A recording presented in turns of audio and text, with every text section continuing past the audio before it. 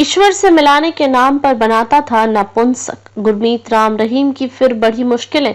इस मामले में शुरू होगा ट्रायल। साधुओं को नपुंसक बनाने के मामले में सच्चा सौदा। डेरा मुखी को इस केस की डायरी और गवाहों के बयानों की कॉपी सौंपने के पंचकुला सीबीआई कोर्ट के आदेश के खिलाफ दाखिल सीबीआई की याचिका पर पंजाब हरियाणा हाईकोर्ट ने फैसला सुरक्षित रख लिया है।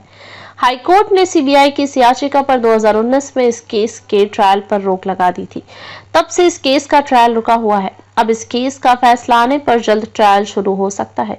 याचिका में लगाए गए थे ये आरोप। साधुओं को डेरे में नपुंसक बनाने के मामले में हाई कोर्ट में याचिका दाखिल की गई थी।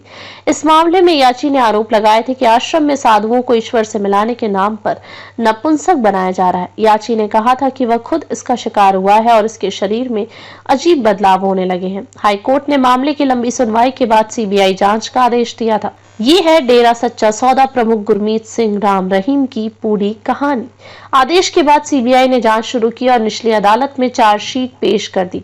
तब से यह केस पंचकुला की सीबीआई कोर्ट में चल रहा है। तारीख 16 फरवरी 2019 को सीबीआई कोर्ट ने इस केस की डायरी और गवाहों के बयानों की कॉपी डेरा मुखी को देने का आदेश दे दिया था। सीबीआई कोर्ट के इसी आदेश को सीबीआई ने हाई कोर्ट में चुनौती दे दी थी। हाई कोर्ट ने तब ट्रायल पर रोक लगा दी थी और अब हाई कोर्ट ने इस मामले में फैसला सुरक्षित कर लिया है। 20 साल की सजा काट रहा है डेरा मुखी राम रहीम।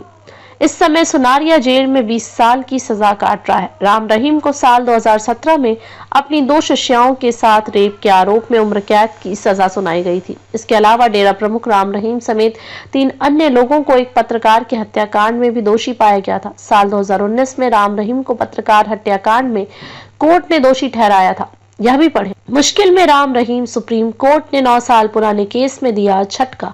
बेअदबी से जुड़ा है मामला।